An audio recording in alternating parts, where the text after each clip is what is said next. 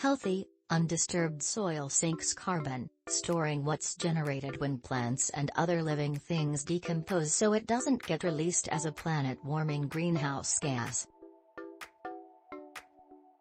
But a new study out of UC Riverside suggests nitrogen pollution from cars and trucks and power plants might make soil release that carbon in Southern California and other similarly dry places, worsening, rather than helping to fight climate change.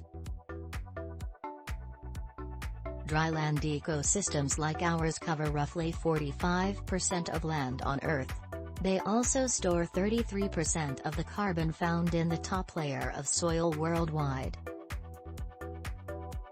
So if nitrogen pollution is making the carbon stored in these soils vulnerable, that definitely rings some alarm bells, said Peter Homyak, an environmental sciences professor at UC Riverside who co-authored the study.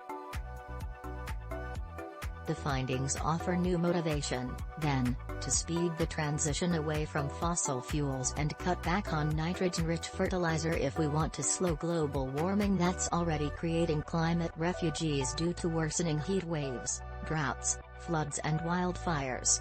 Our study highlights once again So, getting a grip on air pollution and fertilizer overuse is still an important task. In places that get more regular rain and snow, other studies have shown that adding nitrogen to soil can increase carbon storage. Nitrogen fuels plant growth, which captures carbon and draws it down into the soil.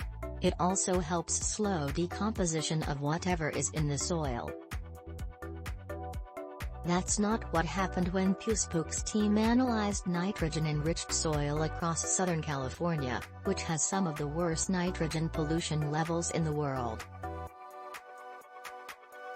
They took samples from areas at Irvine Ranch National Landmark in Orange County, Sky Oaks Field Station in San Diego County and Santa Margarita Ecological Reserve in Riverside County that have been fertilized with nitrogen in long-term experiments to study the effects of such pollution. Püspök's team found that while adding nitrogen to soil in drylands did still increase plant growth and decrease decomposition, it did not increase the amount of carbon stored in the soils.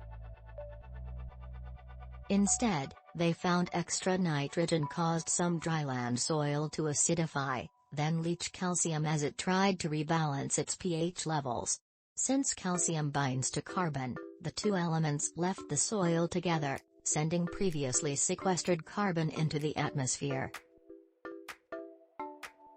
Carbon bound to calcium and other minerals in soils has previously been thought to be pretty stable, Homyak said.